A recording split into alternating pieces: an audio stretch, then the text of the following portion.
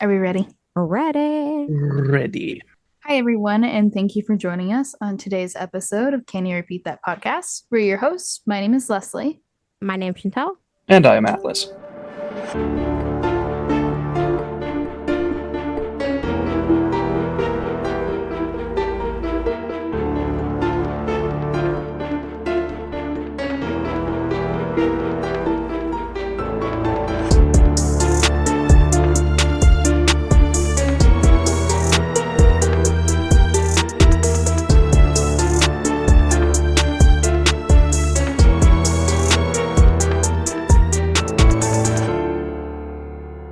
I can't remember how last time Atlas told a story, how I transitioned from me to them. I don't actually remember. I don't know. I'll just do this. Before we start today's story, I just wanted to say thank you to all of our listeners. We see you over there in Germany, in United Kingdom, in Canada, and the States. So thank you all very much for the support and the downloads. So Our Heck yeah. Yarp. yes. So Shanty has a story for us today. So there you go. Shanty, all yours. I do. All right. So today's episode is gonna take a bit of a turn from previous episodes all the way back to World War One, bringing a little murder, a smidge of mystery, and some history all together, and a little moment for women as a cherry on top. Ooh, I'm Okay. excited. But first, I've got a couple of questions. And to preface these questions, they will make zero sense together now, but I promise in the end, they will all make sense. Mm-hmm. If you're painting, or like for a visual example with makeup brushes, have you ever put the brush in your mouth to make the bristles go together? Because I know I have. Yes.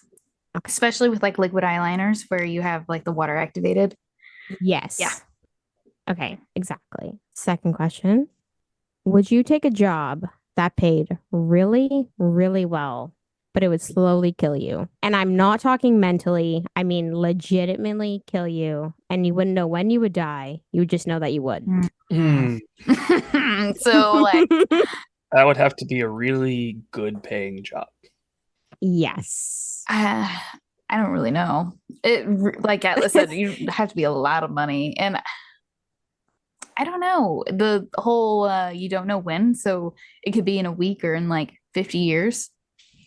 Absolutely anytime. Oh my gosh. Oh, Mm. well, die young, leave a pretty corpse, I guess. Okay. I have no idea. I guess it really depends on how well it was paying, but probably not. I like living most of the time. So, All right. All right. Well, that leads me to my final question. Have either of you heard of the Radium Girls? Yup. mm, Yeah. Okay. Yup. Leslie? I don't know. I'm not sure. Oh. I mean, if you haven't, I think you're going to enjoy this one then. I'm excited. All right, well, let's go. All of our sources for today's episode will be listed in the description, and any pictures discussed will be on the Instagram and Twitter. I have quite a few photos to go with this story, so I'll send them to you both on Discord throughout as we're going. Cool. And a slight trigger warning for anyone listening. Some of the discussion later on the story gets a little gruesome, I guess, but I've saved the worst for anyone who feels like diving into this on their own because there is so many information and so many photos, more than I would have thought. But it all starts with Marie and Pierre Curie in 1898. They discovered radium, and it was so difficult to extract from its source that only a few grams were available throughout the entire world. This led to the creation of radium luminous materials in 1913 by two physicians, Sabin von Sinchaki and George Willis. So throughout that, Sinchaki invented paint from the radium called Undark. They use this paint on parts of watches, like the numbers in the hands of the watch, and military dials, so that they were visible in the dark during World War One to the men. And I've got a picture of their little advertisement. Oh, okay. So while most men were fighting the war, hundreds of women between the ages of 14 to 20 were hired for this well-paying job because of their small hands and how the detail work, how subtle their hands would be. Oh, I think I know where it's going. Oh, okay, continue. Sorry. Yeah, I bet you do. So they were paid 3 times more than the average factory job based on the numbers of dials they painted. So they were paid at an average of 1.5 cents a watch. Some women were said to earn more than their fathers and were ranked in the top 5% of female wage earners, taking home roughly $20 a week. Some top earners could earn $2,080 annually. Oh, wow. So, because radium had been so successful in treating cancer in the really short time it had been around, it was quickly considered a miracle element, and other side effects were pretty much unknown because it had not been properly studied yet. So, soon enough, the women in this factory were become known as the Ghost Girls. This is because the radium dust to which they were exposed to every day made their clothes, skin, and hair literally glow. Oh my gosh. Women used to put it in their cosmetics, like their makeup, cream. They would paint their nails with it. They would put it in their toothpaste and on their teeth, and they would put it in their water. And because of this, they were said to look like liquid sunshine because of the glow it gave off. Oh my gosh. So much like a trendy treatment we all see today, it became popular in spas, which was said to revitalize the body, improve overall health, combat signs of aging, and get rid of unwanted body and facial hair. So I have another picture of an ad. Oh yeah, I've seen that my. one. Fully promoting. Vintage ads. Yeah. You know, whenever I hear stories like this, it makes me think of what are we using today, Right? you know, that we just don't know is absolutely horrible for us. And I know there's like some controversy with products people are using today, and like obviously some are better than others, but still, you don't really know, I guess. I guess they do clinical trials and stuff. Yeah. They do and they don't. I mean, but every single cleaner, like in the auto shop I used to work in, every single cleaner, every single material, every single everything had warning contact with skin may cause cancer on it. So, Yeah, that's fair. it's hard to say. Yeah. So, women were said to wear their best dress to work so that the dust would make their dresses glow and they would be illuminated while dancing the night away. Little did they know what price of beauty and attraction truly would be. Bringing it back to the deadly work in the factory, the technique to painting such fine detail, lip pointing. These women were taught to paint small details of 3.5 centimeter points, putting the paintbrush between their lips to create such a fine point. Lip, dip, and paint routine, as it was later described. The women began to question more and more things, such as burns started to occur, and the realization that men working in the radium companies wore lead aprons and handled the radium with ivory-tipped tongs. And in return for their concerns, they were told there was nothing to be afraid of. Of course. Of course. But there was. The first death, 1922, the death of Molly Maggia. She had quit the factory due to being sick, and it all started with a toothache. Her dentist pulled the tooth, another tooth started to hurt, and that one got pulled too. Where her teeth had been pulled, she soon formed abscesses that created blood and pus, and then she suffered aches and pains in her limbs that were so bad she was left unable to walk. Her doctor sent her home with aspirin. Months had passed. Molly was desperate. Majority of her teeth had fallen out, and the infection had continued to spread. Her entire lower jaw, roof of her mouth, and bones in her ears were said to be one large abscess. Oh my gosh. So much so, her dentist lightly prodded at her jawbone, and it broke at his fingertips. Oh Yep. my gosh. I can't imagine. Yeah. I wish you could see my face right now, honestly. Maybe I should have turned on the video.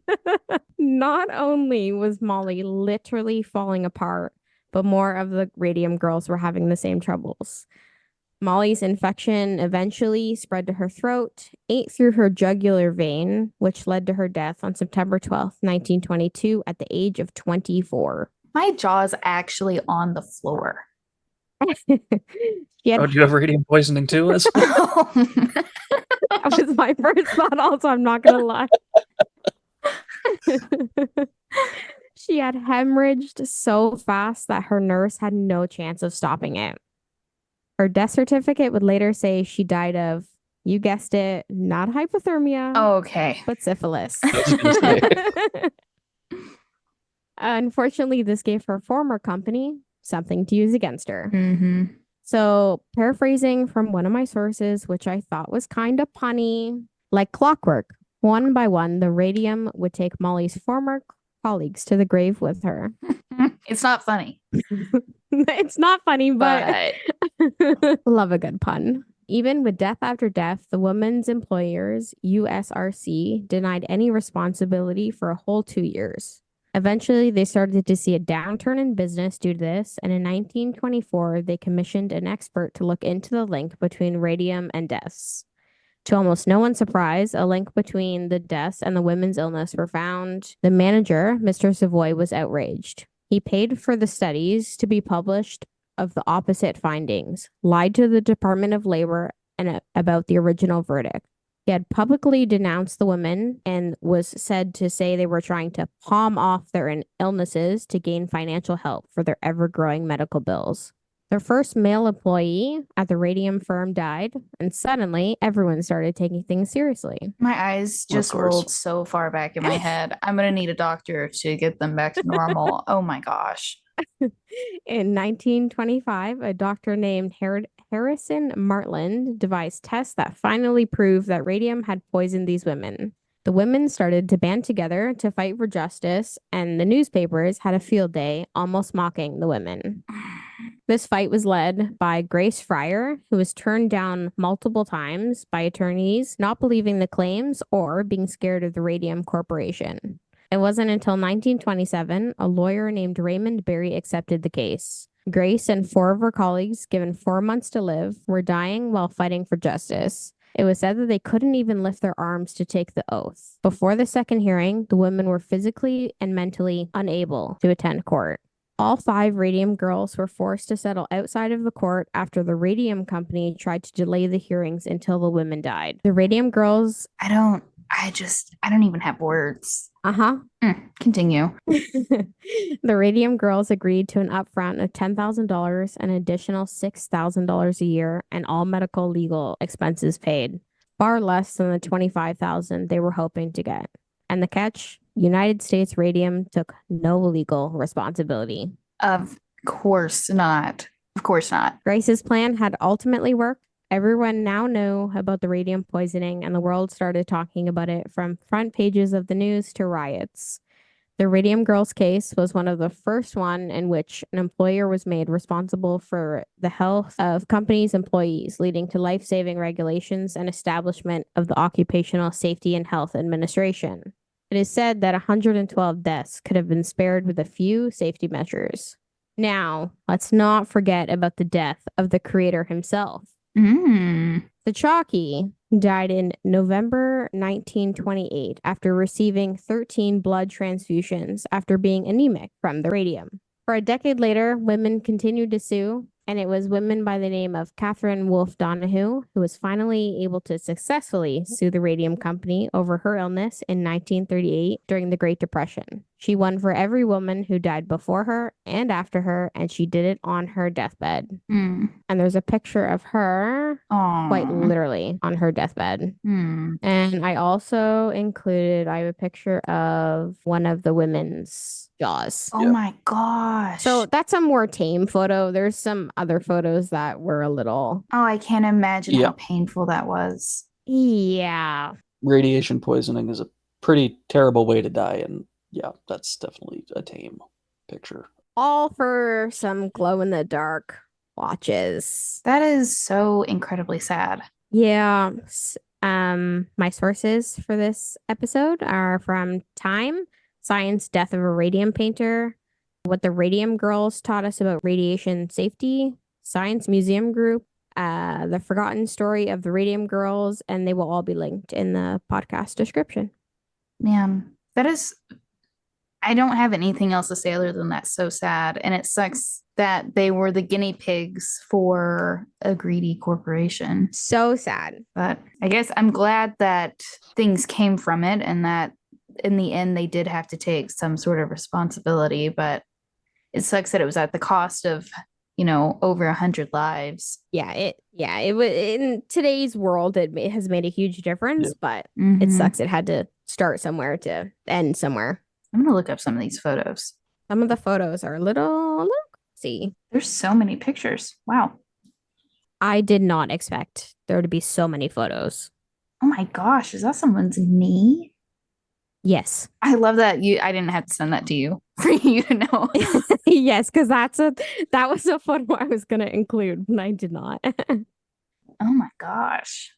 hmm And they've been called the Forgotten Radium Girls because no one really there's a film about it, but no one really talks about it. No, not really. When you hear about the discovery of radium and its uses and deaths, like the only woman I ever heard about before I found out about the Radium Girls was Madame Curie, the one who discovered it.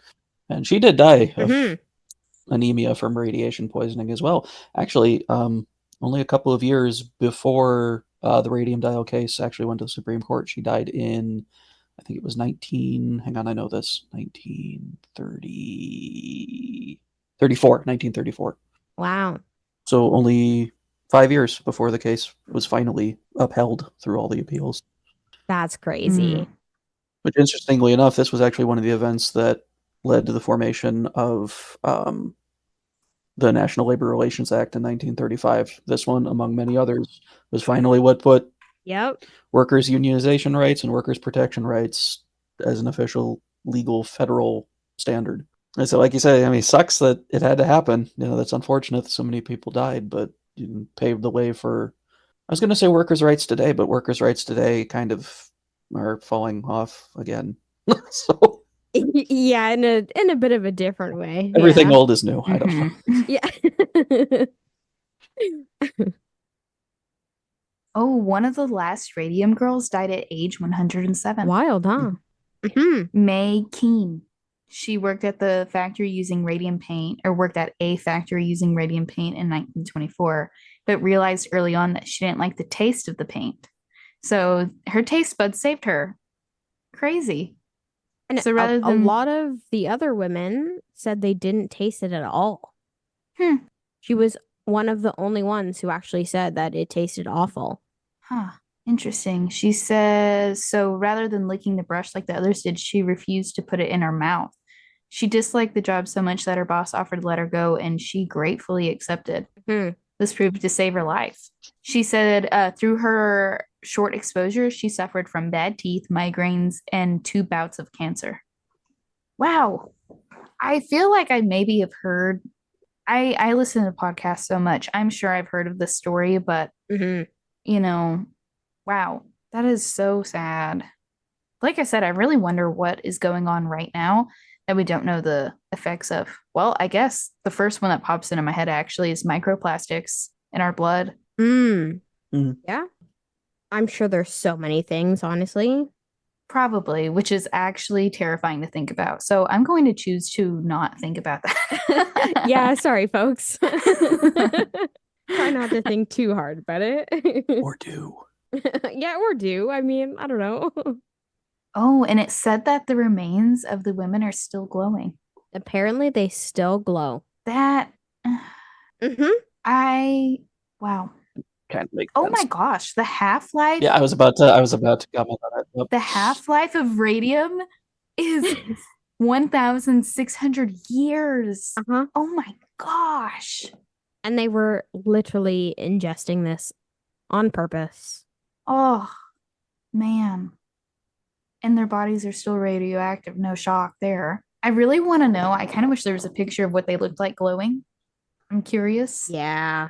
Or like their dresses when they went out dancing. Yeah. Yeah. I'm not gonna lie. I'd put something on my dress to make it glow. Just not something that would kill you. Yeah, just not something that would kill me. I guess going back to your question, if I knew the risk, no. I wonder what that is in today's money too. We're just gonna insert some elevator music here.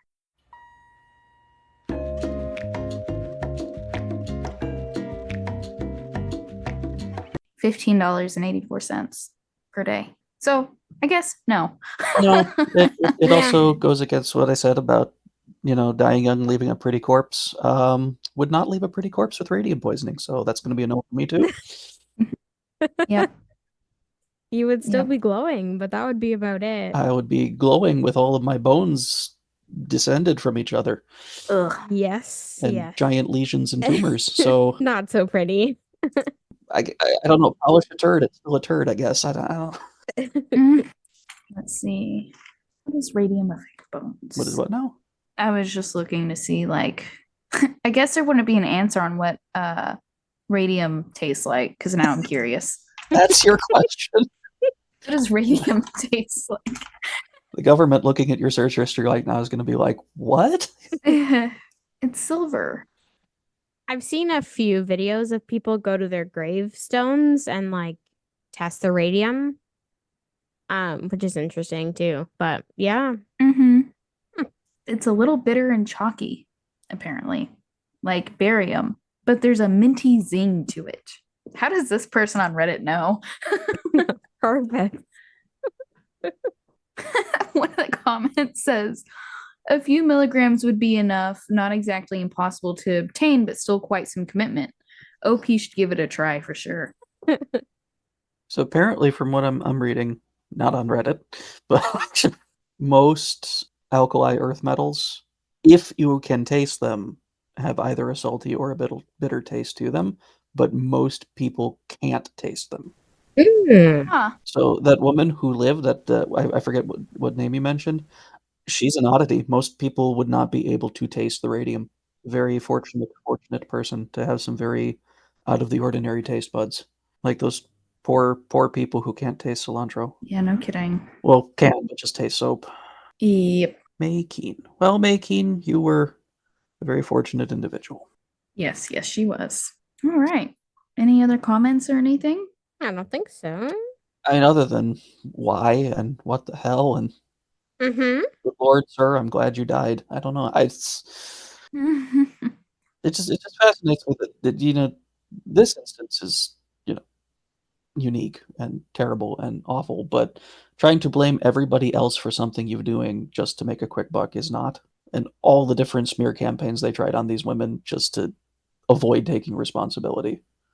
Yeah, and Mhm. the newspaper is creating polls about like basically making fun of the situation. Pretty awful. Yeah. Yes, it is. I'm reading about some of the smear campaigns and the things that they tried, and it's like some of these are laughable, like trying to accuse them all of, well, they just had syphilis. Yes. Yeah. Anyone from that time would know what the symptoms of syphilis are, and not that. Mm-hmm. Fucking men, am I right? You're Right. right. Thank y'all so much for listening to our podcast. As always, you can find any pictures pertaining to this story posted on our Instagram and Twitter at CYRTpod. Be sure to rate and review us wherever you listen, as rating helps us a ton. Have topic suggestions or want to share a story? Send us an email at cyrtpod@gmail.com. Until next time.